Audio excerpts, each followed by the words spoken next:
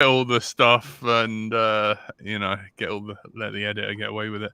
Hello and welcome back to another episode of Let's Drone Out. Tonight you are joined by everyone's favourite Curry Kitten. Hello. Our guest for tonight, Tommy. Oh my god. You need to Hola. say. Oh, I'm supposed to say something. Maybe I shouldn't have said something in Spanish, but what's up? Yeah, no, it helps because obviously it goes onto iTunes, and everyone who just listens to it just audio need to know who's talking. You're forgetting about that. That's all right, man. My little wife. Why do I have to answer to that? Bonjour. You don't have to. You can tell me to fuck off. Well, yes. Hello. Hello. And our Lord and Master, Andrew Frank. Hello. And I'm Brighton Till I Fly. Hello. Good evening. Welcome all. Tommy, the hot topic I need to know, the reason why I've invited you on is, did your desk dry? So if you were watching this live on YouTube on 8 p.m, you'd see that Tommy has got like a lovely studio behind him. That's what he's kind of like blown all his Rotor Riot money on. Yeah.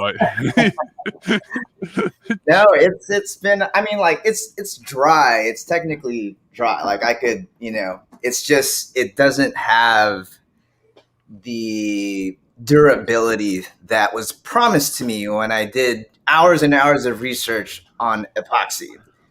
And so it's dry. It's just one of those things where, like, I don't know if you noticed, but like I put these little foam pads because if I set something on there that's heavy enough and leave it there long enough, it'll indent its way in. It's really weird, but if you touch it right now, like it's fine. It's just I don't know. When I put it out on YouTube and asked for comments, they're like, oh, maybe the mixture wasn't right, maybe the temperature wasn't right. There's a whole list of things that it could be, but it's now how many months later, and nothing's changed. It still looks pretty.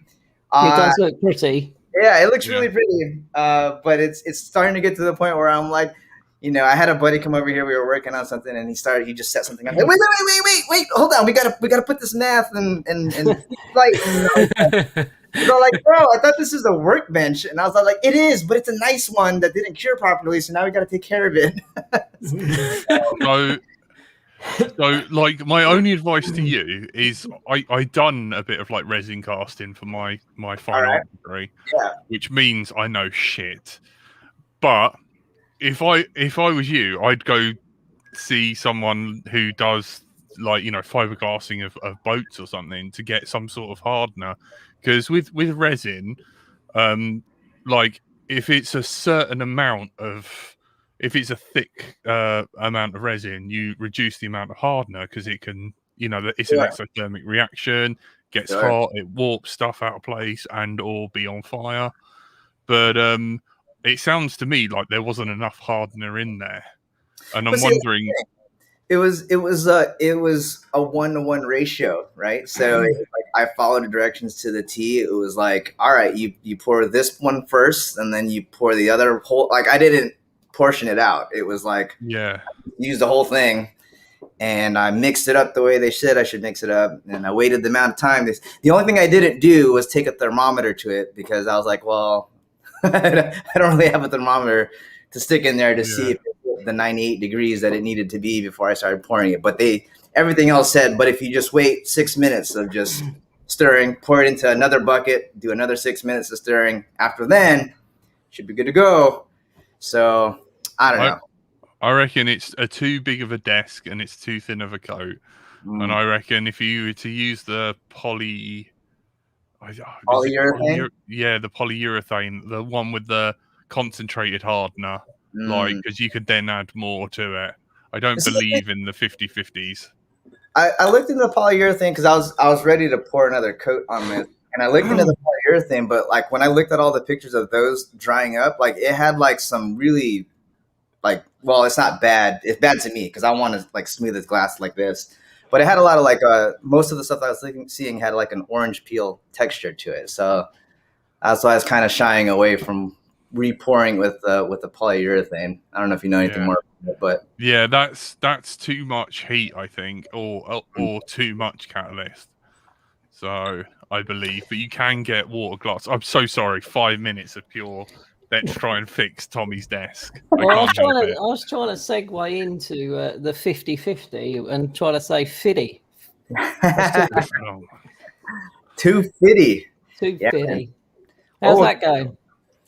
Really, really well. I honestly wasn't sure what to expect out of that. It was really more just to kind of set the tone and kind of set a pace for what is, at least as of right now, inevitably coming over, at least to us here in the United States, which is that whole 250-gram deal.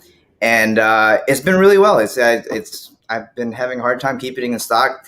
The one thing I will say, though, that I'm kind of actually happy about is that not a whole lot of people are building it to the 250-gram spec that I had, based that entire project around. So most people are actually running a bigger battery. They're throwing naked GoPros, or some people are putting full-on GoPros on there, and it's doing pretty well. But I did do all my testing and design it like right around that 300-gram mark. Like that's personally what I like to fly with. It just feels better at that weight. But, again, the whole thing is just to kind of start getting the ball rolling towards this imminent future that we have of this requirement or ceiling or cap or whatever have you. So is this part of the reason why you acquired new premises? Or is that something else? Are you able to talk about that? No, absolutely. I'm actually really stoked because like I never thought that day would come. So yeah, no, like the brand and the UmmaGawd company really for the longest time was just this garage and then my buddy Ryan's garage. So over here is where everything would get built, and obviously all like the marketing and just like shooting videos and the testing, because I got my little park across the street. But then like all of the R&D, cutting out prototypes and printing things and all that would happen at my buddy Ryan's house. And for the longest time, fulfillment was out of there also, right? So when you're starting out small, just like anything else, you're just like, I just do it out of the garage. I don't need to park my car in the garage, and we do it that way.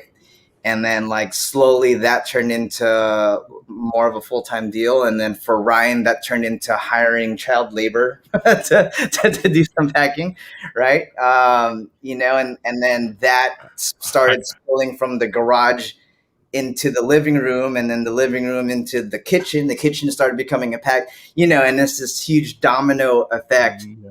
And sometime, last year or a year and a half ago, we decided like, all right, we're at a point where this is just becoming too much, because now we can't pack and fulfill orders and answer customer service emails and do all the other things that we're doing. So then we hired a third-party fulfillment, and we had some growing pains there because they just know how to pick, pack, and ship things.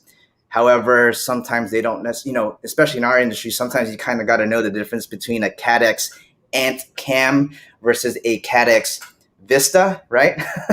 Those are two very different priced items. And for like the longest times, like those mistakes were happening. And thank goodness most of our customers are honest enough to say, hey, I ordered an Ant Cam, right? An $18 camera, but I got this CADX Vista that's worth $150. And things got better, but eventually what happened is that like we started outgrowing that. And they were saying like, well, you're taking up way more space than our original contract. You've exceeded the number of orders that we're supposed to be doing.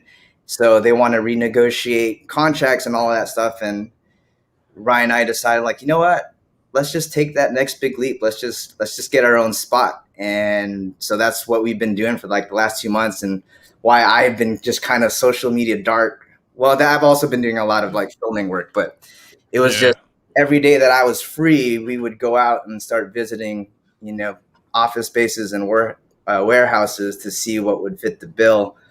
But I'm so blessed and fortunate that we finally found something. We started moving in last week, and the goal is to do everything in-house now, right? Because that was one of the things that, I'm sure you guys are familiar, but that's one of the things that's been a problem is, we first of all, it's a huge deal and undertaking to just find a good manufacturer, right? There's just so many things that can happen. And if you follow my story with the remix, like it's everything from a clone copy of your stuff getting leaked out to not getting things for XYZ reasons. And that's something that I wanted to really fix. And the answer to that was to take it all in-house. So that's what we're pivoting towards, is just doing everything in-house and being able to say that not only do we design it out here in the United States, but we also now manufacture it, and kind of, I don't want to say give, out overseas manufacturing a run for their money, but I just want to be able to start saying, hey, look, man, we're just doing everything in-house, and we're that much closer to QC, and I just want to continue to deliver like a really good product worthy of putting that UmmaGawd stamp on it. Yeah. We just got to read the disclaimer. Here at Electro and Out, we do not endorse child labour. Curry, read the disclaimer. Any views? Or... I mean, we feed them. We let them take bath breaks. It's all good. Quick, Curry. Yeah, we don't endorse. Well, I've got a daughter. I try and make her do stuff for free. It doesn't work. You have to give them pizza and chocolate and all sorts. Yeah, it's more hassle than it's worth. So, would you say that? I mean, I think it's quite exciting that you're moving towards manufacture, because I think there's a whole customer base that does appreciate that it's going to be made in the US and wants to support that sort of business instead of going overseas where it might be cheaper. But do you think the biggest hassle in all of this is the logistics? Is it literally getting the stuff and shipping it to people and the hassle of that, or is it? They've got priority mail though. They can literally load those little boxes up with so much. They don't do anything by weight. They're loving it. He's loving life right now. Yeah, 250. I haven't found the fulfillment side of things to be a problem. It was when it was us, and it started to get just intense, and which is why we hired a third party, service to handle that for us. But what's been absolutely killing us lately is supply and demand. So our supply, our demand keeps increasing, but the lead times on supply keeps increasing, and we just kind of got our hands tied behind our backs, and people are emailing us every day. I'm like, hey, we ordered this however long ago, and when is it going to ship? And we're doing it first in, first out. But, when then we hit up the manufacturer and they're like, oh, XYZ happened, and now we're adding another 2 to 3 weeks to the lead time. Like, it just, it kills us, because then now we have to go back on our word to the customer and be like, hey, I know we told you 2 weeks last time, but now this is happening. And to me, it's just worth trying to figure out how to manufacture all in-house, which I'm confident we could do, because it's really just a change of workflow and settings, because we have CNCs and printers, but they're all set up for rapid prototyping and just being able to bang out, a prototype. So we just need to change things up a little bit so that it's, instead of banging something out really fast, it's cutting out a whole batch of things all at once. Yeah. That's cool. Throughput instead of lead time, always fun times. But at least that's a good problem to have. But if the problem is how quickly can we make this thing because people want to buy it, that's a good problem to have. Yeah, no, absolutely. And it's just always, and I'm not going to name any manufacturers, but like it's also been a problem where we tried to solve it by finding another manufacturer, and then we just find out that the quality isn't there, And so, for instance, with the 250 specifically, we had a batch, when the manufacturer came back and said, hey, sorry, things are going to increase, we just scrambled to go find another one. And when we got we got the samples. The samples look good. It's the classic bait and switch. Then we get the production, and we're putting it together, and like, why is there so much slop? Like everything's just so loose. And we found out it's because the carbon that they were using was just massively undersized, like way more undersized than what you're typically used to in variances, right? Normally it's like between 0.05 to 0.1 millimeter difference, but from this specific company, it was up to like 0.2, 0.15. And when you have a design where you're using tabs and slots, that becomes super important. And so, that messed us up because we got that and it was the whole production, and we went back to them like, hey, this is not what it was, and unfortunately they didn't really want to do anything about it, not even give us credit. So that's like something that we just had to eat, and that was, at least for me, the line. You know, I was drawing the line there. I was like, we can't deal with this anymore. We just need to take everything to ourselves and figure it out. You know, to again ensure QC, because that's a big monetary expense that we're not, or a mistake that we can't get back, and you know, just kind of lesson learned, so to speak. Absolutely. Yes. I mean, the different varieties of carbon fiber are like huge. I mean, even like it's kind of assumed because all you see in quads is that it all comes with like a nice glossy, like smooth, flat finish, and like Right. that's actually quite a specific type of carbon fiber finish. That if you just go to a place that makes carbon fiber and say, I want a sheet of carbon fiber, you'll just have something that's like bumpy and weavy and just like a bit of fabric with some plastic smushed in. Oh, 100%.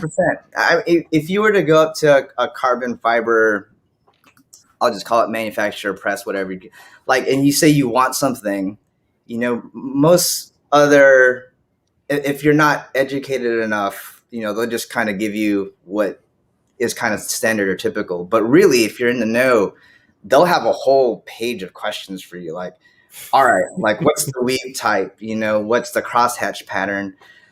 You know, should it be quasi-isotropic, or, you know, and then if you don't know that, then they'll ask you a question different way. Like, well, in what direction do you need this carbon fiber to be strong, right? Mhm. And that all comes down into the weave, you know. So most carbon fiber that I think most drone manufacturers use is quasi-isotropic, which just means it's strong in the 90 degree, right? So it's strong this way and it's strong that way. Some people are starting to experiment with even the 45 now, so it's strong this way, and this way. But there's a trade-off, right? Because you're trading off fiber weaves in one direction for another. So what that means is it's stronger here now, but it's also less strong in this direction, and these are all like you know, my buddy Ryan can talk about this all day because he used to be a material composites engineer, which is why I befriended him, because I'd be like, hey, you industry. But it's not what you know, it's who you know. It gets really interesting. We could absolutely geek out to it, but you know, I think most people should understand that not all carbon fiber is created equal. Like, even what you see on the outside, that could just be the outer layers, and then what's sandwiched in between could be something completely different. Can you spell quasi? Can you spell quasi-isotropic? Can you say it, Jack? Yeah, cool, Tony. I just can't. spelled it. Can you do it? No, what is it? Quasi isotropic, isotropic. Quasi-isotropic. Yeah. Okay. Never knew that. There's something new I've learned today.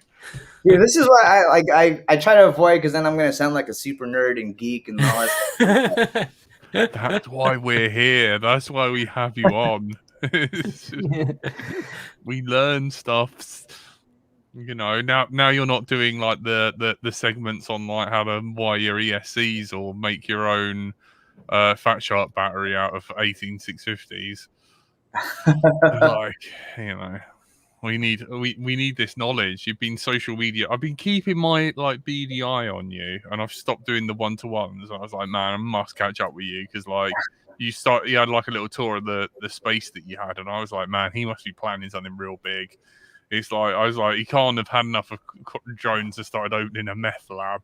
Because that is like a perfect meth lab size. Not that I would know, but you know, it's some serious space.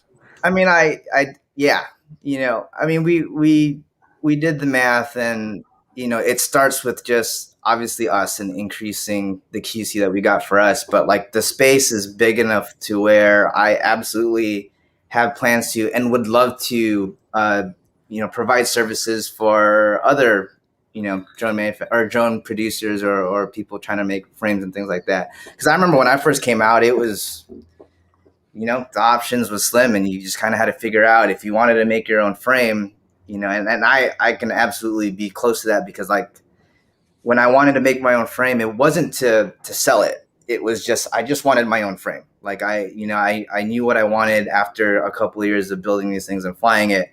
And it just so happened that other people wanted to buy it. And so I can't help but feel like there's other people out there in similar boats, or maybe even farther along that process, and they do want to sell things, but they haven't figured out how to pick, pack, and ship. They haven't figured out the customer service or the whatever. Like my goal is to help out the guys that want to march on a similar path and kind of learn from my mistakes, so to speak. Oh man, that's cool. You're an asset to the hobby, man. You really are. I don't know whether you feel like it most days, but you know, didn't think you would. I'm just annoyed that you can't get armor grip from Impulse RC forever. Like, Apex. Go tell Sean. Like, go order some. Message him. I can't. I feel like I hassle him way too much. So much so, when I get out of isolation, I need to like send him a package of like nice things to be like, I am so sorry about me. Like I've just been. You're constantly sending packages to people, Jack, aren't you? You're apologising. Yeah, I know. It's not too bad. I sent one to old Fruity Bear recently. He was out in the countryside. If you're listening to this, Fruity Bear. Just looking back through the chat, Grumpy FPV was asking if you'll be getting any UK suppliers to stock your frames. We have. There is some. Yeah, Unmanned Tech Shop, but they're out apparently. Yeah, we've been like slowly picking out some shops overseas that we think would be a good representative. I can't name them off the top of my head. Unmanned is definitely one of them. But we're also, there's this guy named Mike McCutcheon who lives out in the UK, and he reached out to us a while back because during the pandemic, lost his job and things like that. Not to get up in this business, but he offered to kind of warehouse some of our stuff and things like that. So him, in addition to finding some other people, like we're definitely trying to figure out how to get products out there. Even if he takes on manufacturing, that could be like another way to be cost effective also, while, because I trust him to be able to do real, like good cuts and keep the QC. So that 100%, I think we're always trying to do that. I think it's just a matter of finding the right people to link up with. Have you got any more quads in your mind that might turn into real stuff? Oh my gosh, yes! It's just a matter of figuring out what I'm gonna focus on.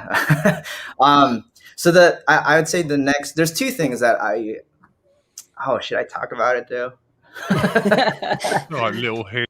I don't know. Like, whatever. It's completely up to you. You don't have to. I don't care.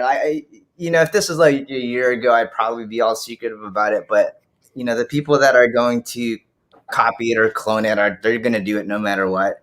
And if somebody's going to do it better than me, then whatever. I think that's just all part of innovation and things like that. So screw it. I'll talk about it. 3.5.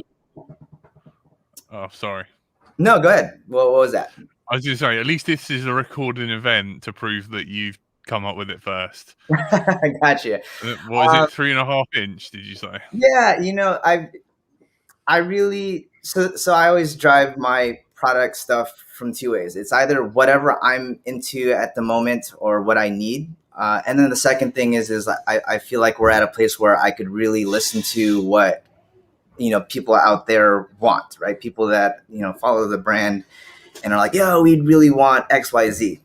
And so one of those things that just continually come up is the 3.5 inch. And I believe this is, becoming more popular from folks like Chris Rosser, Ciotti, and then I think it's also being driven by the fact that we all know that this whole 250 gram thing is kind of coming, and the desire for something that feels like your typical 5-inch freestyle quad. And so Rosser and a couple of other guys kind of did the math and figured out that 3.5 inch is that proper prop surface disc area to weight ratio. And so That's what we're working on next. I was chatting with Ciati, and this is something that like I don't have. I don't fly a 3.5 inch. I haven't, and so this is something where when I don't have that enough experience to feel comfortable just calling out, what the design requirements are. This is when I reach out to other people who are in it, who've been in a while, in it long enough to know what is desirable and what's not. And so I've been working with Ciati on a power setup. We're going to have a whole new power setup for a 3.5 inch, as well as just not a far departure from what you're used to seeing, but a 3.5 inch frame design built around that entire project idea. So that's one of them. Ballsy, man. Do you still fly emerging RC stuff, or you done? Are you moved on to your own frames? So are you just talking about frames specifically? Yeah, the Vortex. You like done with that? Are you, because like I haven't seen them release anything else, or? Yeah, I haven't flown an IRC frame in a long time. I most of that is just the whole, what's out there and what's new, and a lot of that has to do with just me of always wanting to see what's new and what's out there, in addition to like what I'm doing, which right now is just a lot of the whole Cinelift stuff. Mm-hmm. So, but no, I haven't flown any of it. Although I still have all that stuff here because all of that stuff is near and dear to me. My Mountain Dew quad. I don't know. Can you see it? It's yeah. Explain for the audio listeners. It's very. That's a board full of drones. Yeah, like a huge, like what? Holy 2 meter, 3 meter sort of wide board. And it's all very nice matte black with a load of like side lighting. It looks very, very pretty. It looks like a bar more than a work surface, Tommy. What's crazy is that's literally just like a third of my collection now. I rebuilt all of this. I figured out that I needed to kind of prune out my collection. So like the other 2/3 is I think my buddy wants to do some type of like raffle, like giveaway deal, and then the rest of it's going to go to the new spot for decoration. Nice. So how many of these do you like still fly? Like, is it just 2 of them you fly and the rest are all there for show, or like? So everything now back there is because they are like sentimental to me, right? So I could tell you a story about almost every single one of these. Everything on that wall is everything that I use, whether it's just for when I have a moment to fly for fun, or if it's for like FPV shoots and jobs and gigs and commercial and entertainment work. Yeah, I watch your Insta stories and you're just constantly doing stuff. Looks really interesting. Is there any stuff you can talk about, the heavy lift cine stuff? Yeah, I mean, I could talk about whatever. I think what will help me is if you ask me a question, because like what's the biggest quad you've used or that you have there? So the biggest quads that I've flown isn't here. It would be basically an X8 9-inch carrying a red Komodo with like a big 5100 milliamp battery with full on Cine gear, right? And so most people, for people that don't know, like it's not that you just fly the Komodo. I mean, you can, right? Because like right now, FPV drones in that world is so new that it's not up to spec, so to speak, when we're talking about like a proper production workflow. And you just let me know if I'm getting way too deep on this. But basically, what that means is that, in a proper production, you've got a camera that can transmit back in full HD in real time to what's called VTR or a video transmission relay department. And what their job is to then take your camera's feed, or really everybody's cameras, and depending on the production, there could be a lot or there could be one. But their job is to take that feed and then feed it out to everybody else who needs to be able to see this feed. And these people can be anyone from the director and the DP, which is the obvious one, to the end client, to, you know, somebody who's trying to DP this thing overseas. It could be a director with a mobile monitor just watching it, you know, as he's walking around. It could be whatever, another guy who's on the other side of the world looking at things from a phone. It's actually quite fascinating how how that all works. And so you have to carry all this gear in order for that to work. And, you know, as all of you guys know, like when you're building out a quad, like RF is always a big deal. And for a 5-inch freestyle GoPro, it's pretty easy. You got 5.8 on video, and then you've got your control that's either on 2.4 or 900 if you're running Crossfire. However, if you're running these Cine cameras and things like that, like that is now slowly starting to become, you know, if you don't have it, you're kind of falling behind in terms of the FPV Cinelifter world. And so I run all this stuff, and that just, it's like a 5-pound payload. It's a lot of gear. And then you got to figure out which of these transmitters plays nice with everything, because, you know, all of the stuff that is in like the 2.2 gigahertz range, we have to have a license out here. And it's like, it's this rabbit hole you don't want to go through. So you got to really sit there and figure out like which of these 5.8 transmitters will play nice with DJI, which will play nice with the like, oh, it's this song and dance and guess and tests, and it's crazy. It's a lot of work, and it's a lot of money in the air that you know you get a little about. Is there a fear factor, or at least the very first time that you flew with a Komodo? Because that's a lot of money to be slinging around the way you might do on a GoPro. What was the first part of that you just asked? Is there an added fear factor with flying that sort of expensive camera? Because obviously when you've got a GoPro, you know, it's just a GoPro. We smash those up all the time. But when you're talking about like a Red Epic up in the air, certainly the first time must have been a bit sort of butt clenching. But is it got better? How is it now? 100%. I mean, like we all know all of the things that can go wrong, you know, when you put up a quad. Even if you've flown the quad hundreds of times before, all it takes is for somebody else to plug in, and then you're down, right? And your first response to that is probably like, well, who else is flying with you? The answer to that is nobody. However, when you're on set, you know, they got Teradeks, they got Microlights, and these are all basically VTXs that production uses to transmit cameras on the ground. And a Teradek will take you down, a Microlight will take you down. Basically, all of the main popular VTXs that production uses to do their transmission will freeze up your video. And so, yeah, I still don't. I still am not comfortable until I've got at least 2 flights in on set, and I know that everybody is like on board about, hey, drone is going up. We need to shut everything down and things like that.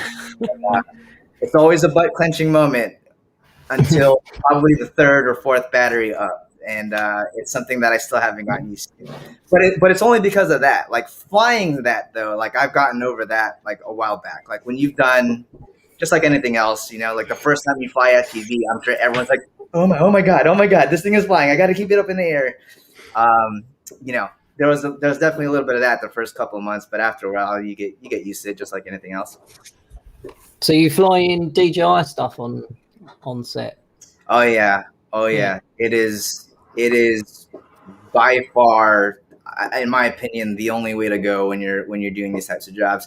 Like, cause like here's the thing, right? Like, and I have nothing against analog. I still like analog. I still fly analog because some of my quads are on analog. However, there are a lot of situations where I just know analog would fail miserably, and now I can't do the job that somebody hired me to do. Like, for instance, I just did this car piece, and they wanted to do this in a container shipyard. And so for anyone out there that knows, that is multi-pathing nightmare. But DJI, like I was going like 20 container ships thick, no problem, you know? Yeah. In fact, this last thing that I was on, we were in the culvert, which for people that don't know what the culvert is, it's basically a man-made river for excess water overflow. And I was chasing a car in through there, and like I'm literally going around a bend where that's just a no-no. But hey, man, DJI let me keep going. I'm just like, okay, wow, it keeps impressing me more and more the more I push its limits and performance. So when do you actually like pick up your analog quads? Like, what drives you to pick those up still? Like, why don't you just leave them there? It's like, I've got the DJI, I'll just give it. Honestly, it's just when I have this itch to fly something older that I haven't flown in a while.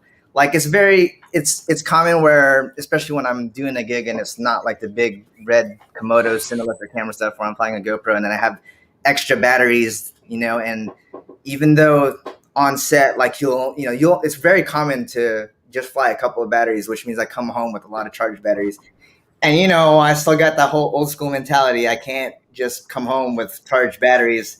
So I'll burn them through whatever, and then I'll just go back there and I'll be like, what have I not flown today? And I'll fly that and just kill all my batteries that way. And if it happens to be an analog quad, then I throw the Fat Sharks on and we do it that way. Yeah, but I don't do the whole analog to like DJI conversion. Like if I'm gonna fly analog, I'm gonna go pick up my HDOs and do it. Same as me. So you haven't exclusively moved over to digital yet? I mean, it just depends on like what your definition of it is, right? So like I can tell you that any drone that I build moving forward will be on DJI, but that's not to say that I'm not gonna not fly analog just because. So yeah. When you're on set, like how much of your flying on set is like very scripted, like you have to hit this point and this point and this point, and you just have to repeat that all day? Or how much do you get to kind of riff a bit? So I'm glad you asked that question, because I've been wanting to make a video to talk about what it's like to do this. And I feel like I've been doing this long enough to not know what info to put out. So I'm really glad that you're asking this. And anybody else that's listening, feel free to ask me questions, because this will help me figure out the next video that I want to make. But to answer your question, it really depends on what the shoot is. Most of the time, the director, the DP, they have an idea of what they want you to do. And in my personal experience, this is more true when you're doing like car commercial stuff, because they just have this set thing on what they want to do. However, other things like music videos, movies, and some specific car commercials, they are actually looking towards you as far as like, what do you think is a cool creative shot? And those are the ones that I love, because then it's like I can really showcase what FPV is capable of. Because like a lot of I don't know how it is out there, but over here in the United States, FPV is still kind of new. It's starting to gain a lot of popularity. But what I'm finding is that sometimes, people are asking for FPV because it's a buzzword, and every director, DP, production wants to be on the bleeding edge, not fully realizing what FPV is. And the most frustrating thing for me is when they're like, yeah, we're going to do this and that. We're in a pre-production meeting, and I'm explaining to them like, okay, look, this is what an FPV drone can and cannot do. Basically, the difference between an Inspire, or an Alta carrying a gimbal drone versus FPV. And they're like, okay, yeah. And then I show up to set, and they're like, all right, and now can you do this top down, looking down, hold it there, and then pull up and what I told you we cannot do. Yeah. But it's getting a lot better, because a lot FPV is getting used a lot more, and I think more and more DPs and directors are starting to lean more towards a pilot about what it is that shot is, right? So like for a car thing, for me, it's like, okay, this is where the car is going to be coming from, and then I'll just take a look at the environment, and then I'll ask them like, well, what's the story that you're trying to tell? Like, because if this is an opening shot, then maybe what I'm going to, suggest to you is that I have more of like a reveal, right? Maybe I'm flying through trees, maybe I'm diving down a building, just a couple of beats to kind of set up the feel and the scene before we reveal the car. But if they have something a lot more planned, where they know that they just need these couple of moments, then they'll either tell me that, or then I'll riff on it, and I'm like, all right, just send the car, and then I'll just keep freestyling it, and from there they'll figure out what they want. But of everything that I've done so far, like, music videos, believe it or not, are the funnest because they give me a lot of creative freedom, and movies, especially with movies that have to do with stunts. That's like what I've been working on recently, where like I have a lot of control over what's going on, which has been really fun and satisfying. That sounds awesome. That's pretty cool. I wouldn't have thought that you'd get much freedom when someone's doing stunt work, because like that feels like someone's putting their body on the line. Like, you better get this right. You can't keep doing multiple takes of that. No, I mean, and there's obviously a balance, right? Because we want to keep the stunt people safe, but at the same time, if I offer up a shot and they're like, oh my God, that would be absolutely amazing, they'll make the adjustment, and I think when you do it that way, that's really the best way that you can make use of like a proper FPV setup. Because if you think about it, like an Inspire or a gimbal drone, and like, not to take anything away from them, because those are really powerful tools as well, but it's for a very specific cinematic look, right? And when you're talking about FPV, I can get down and dirty, like this close to people, and like go with the cars jumping and things exploding, and I don't have sensors holding me back.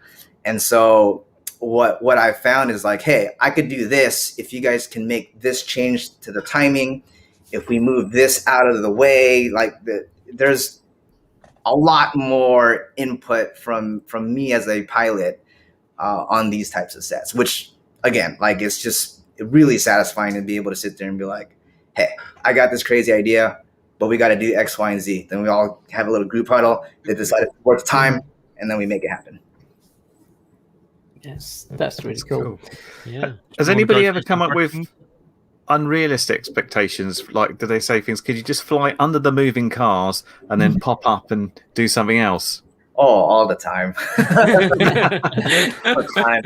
But here's the thing, though. Like, I'm about it. So, if that request comes up, if I haven't already suggested it, like we talk about how we would make that happen. So if the car is tall enough for us to do it, we'll go after it.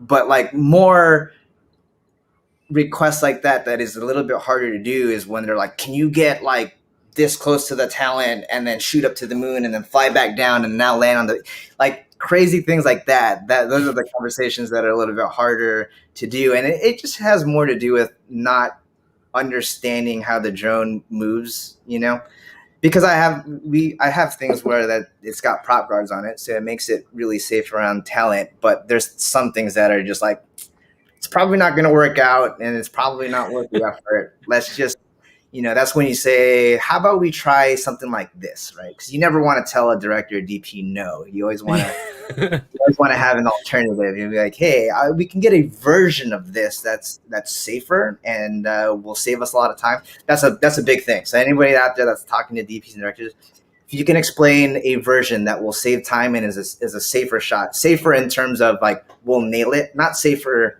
in terms of safe for people. Disposable.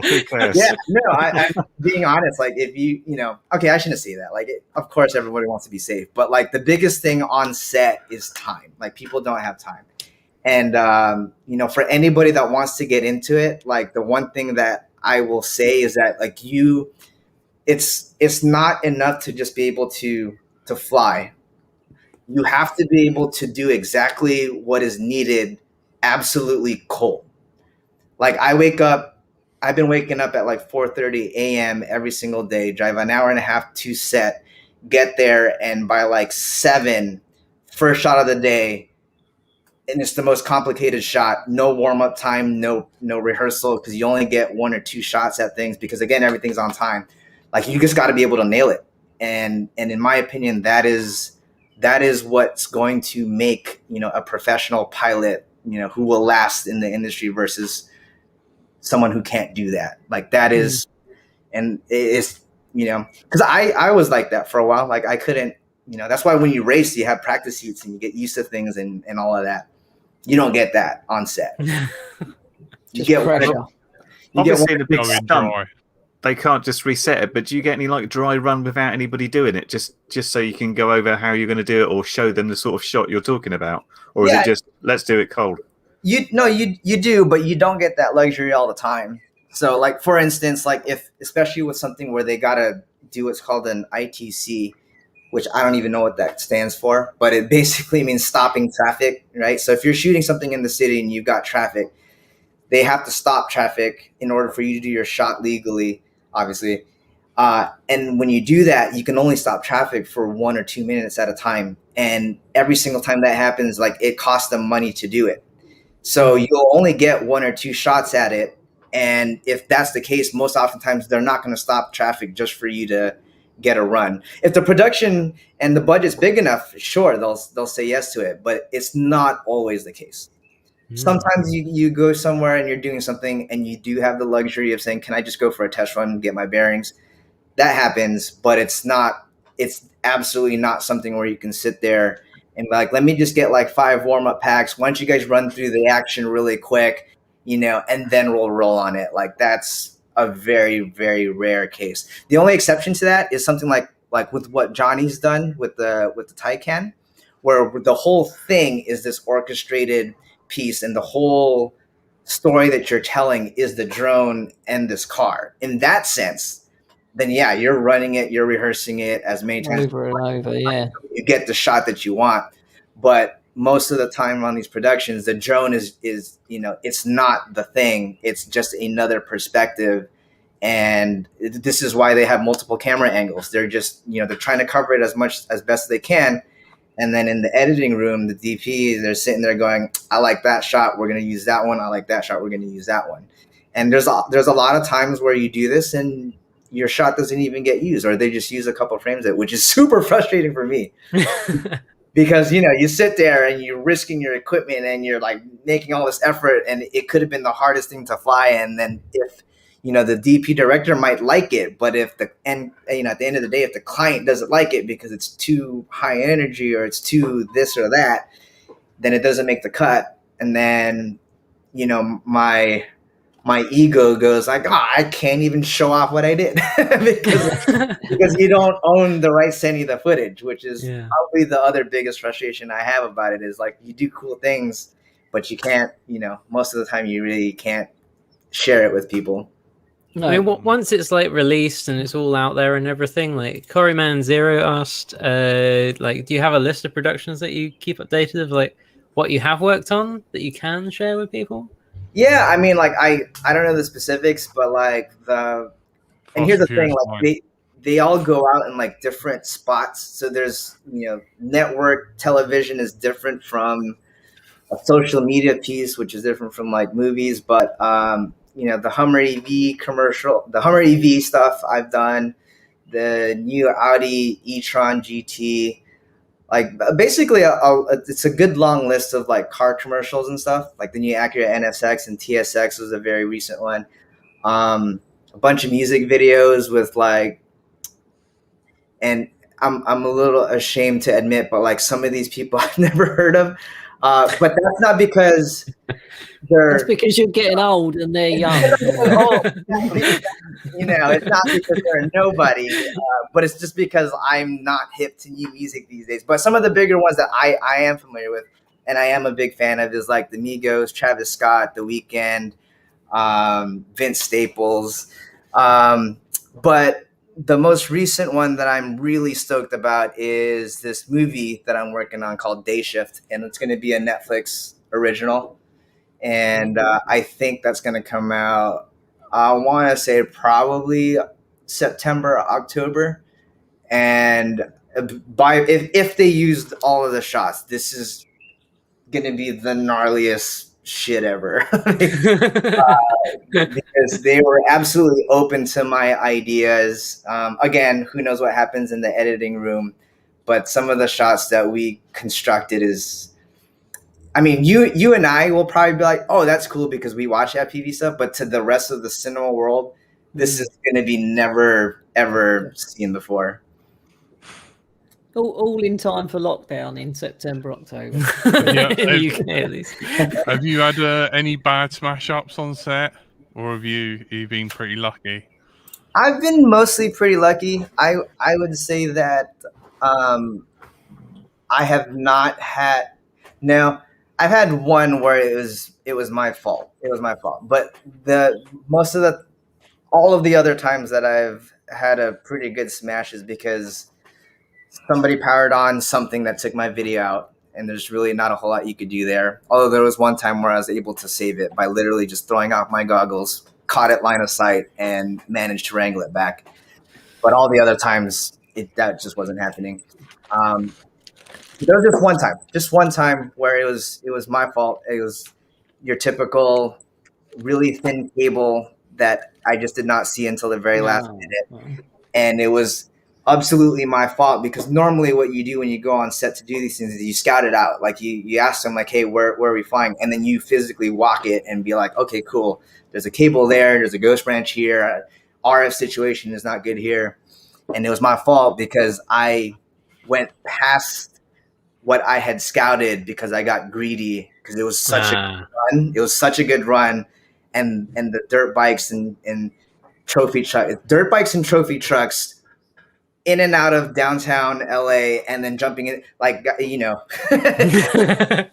want to keep going. And I kept going, against what I told myself I wouldn't do. And I ended up in a situation where there was this low hanging, very thin line that I couldn't see until it was too late. And that was my one and only very expensive lesson learned time about sticking to it.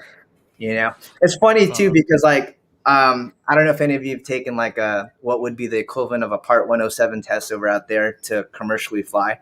But like one of the things that's in there is called like impulsivity and machismo.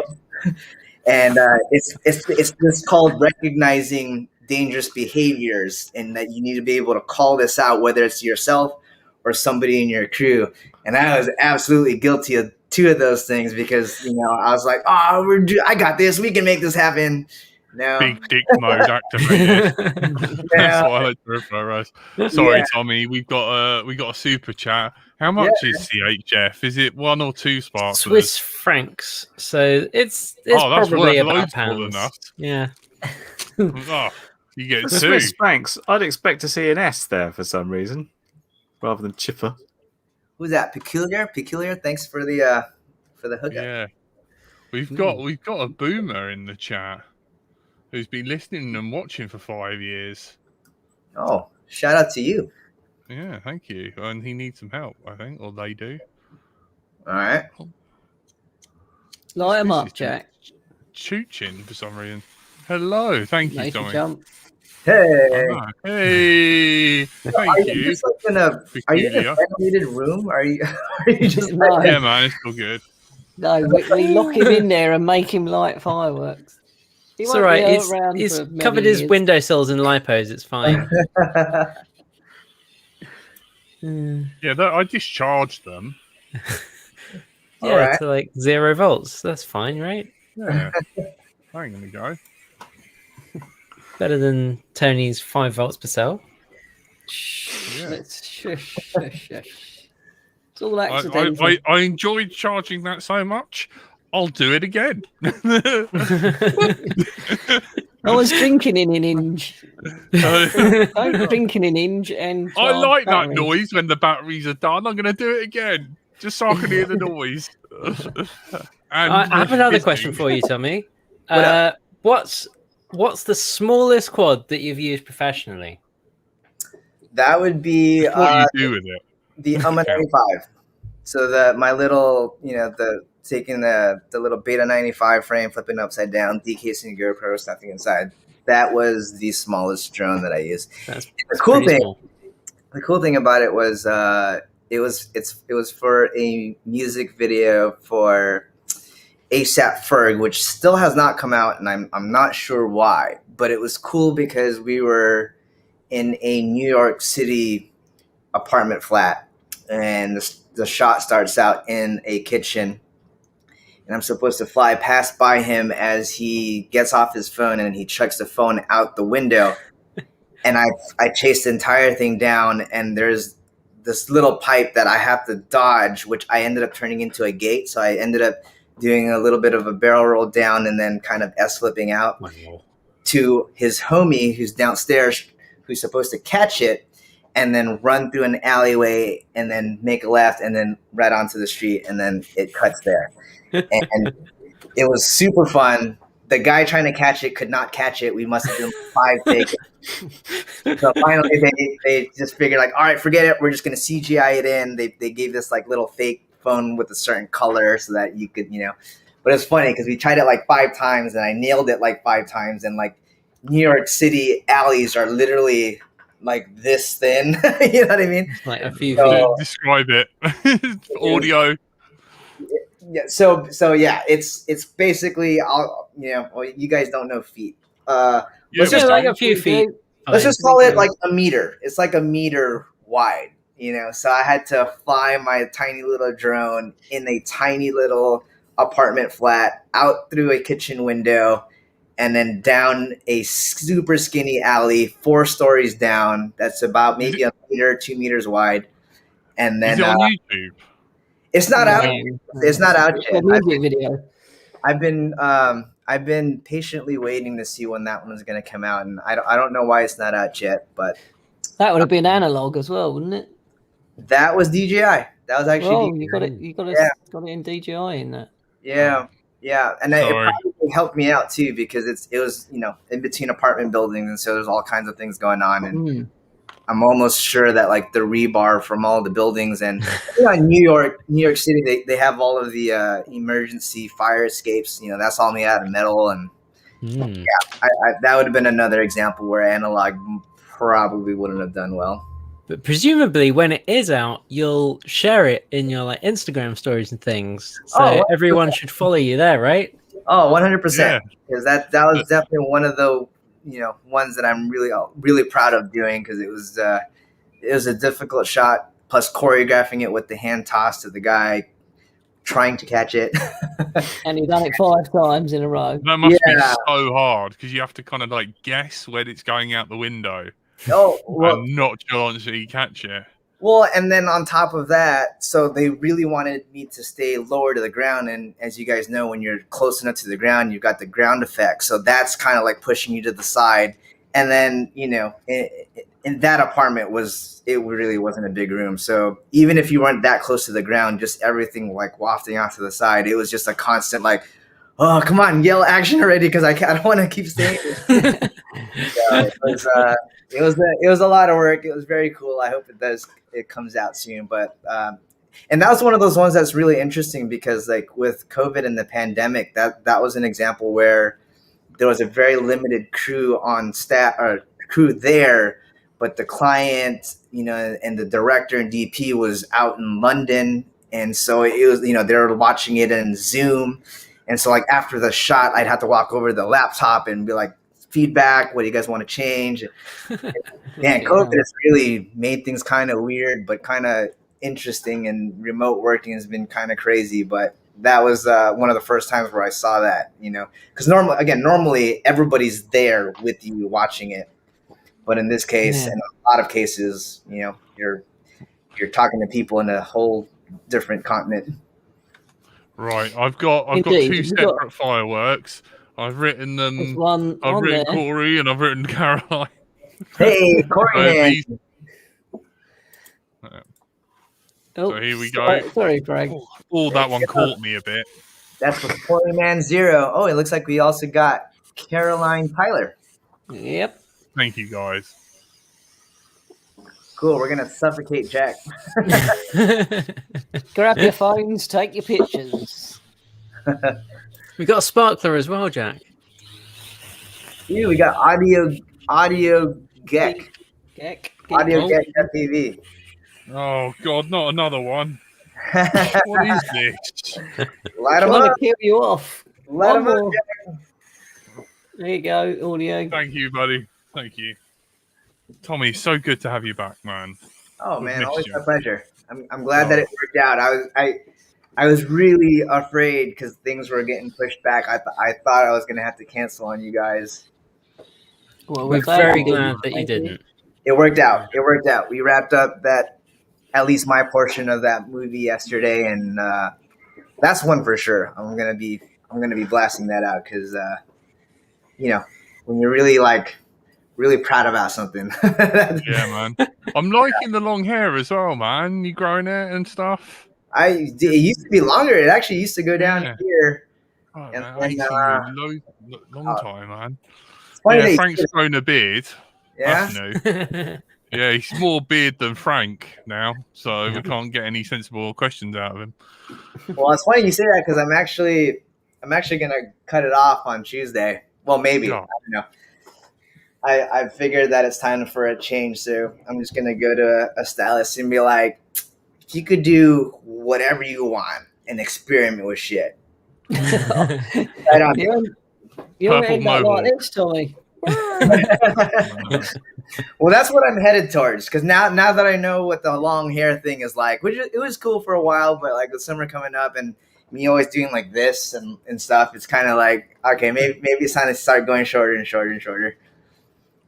Because I've had short hair my entire life, like just this long at the longest before the pandemic happened. I was like, screw it, let's just grow it out and see what happens. I'd love for Tony to grow his hair a bit. Mine grows up. Yeah, I know. I've noticed because of the story with the hoodie. I was like, okay, I sort of like took it on board, and one day I tried to pull his hoodie off, and because his hair grows up, yeah, it was like Velcro. It was like peeling the thing. I was like, man, you weren't joking. It grows out, like, I can. What they call it, the chia pets. That's how I kind of like view Tony's hair now. I'd love you to just grow it a bit, just to. My hair grows the same way. I used to shave my head too when I was younger, so I know exactly. Like even sleeping on a pillow, like it just kind of fits you.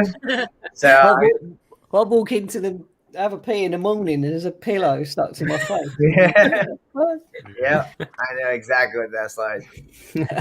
Right, I think Frank was hinting at me. I think we're done for this episode because he played the Patreon list. But guys, you've been listening to Let's Draw Now. We've been joined by the man, the legend, oh my God, Tommy. Thanks for having me. And thanks for everyone that's listening. Buy his 250 frame and support him, and buy armor grip and never lose your battery ever again. I'll always remember the photo of the cells ejecting and we just left the heat shrink from the battery. Did you see when I did that test on a Cinelifter with like a big 6S 5100 milliamp pack? No, man. I did the same thing. It was just I surprised myself. I didn't expect it to stay, but it did. But yeah, man, check it out. It works great. There you go, Jack. You were asking about it earlier. It's in stock in Unmantech. No, I want the cutout shape to the Apex frame. That's the one I want, and it's not in stock. You could use a pair of scissors. Oh, no. Well, we could laser somehow. Ooh. We could scan the. Who would have a laser? Yeah, I know. Anyway, you've been joined by everyone's favourite curry kitten. Goodbye. My lovely, wonderful wife, Tony. I still don't know why I'm answering to that. Bonjour. Oh, Lord and Master Andrew Smith Frank. Bye. And I've been Brighton Sci-Fi. Thank you very much. Have a good night. See you guys. Bye.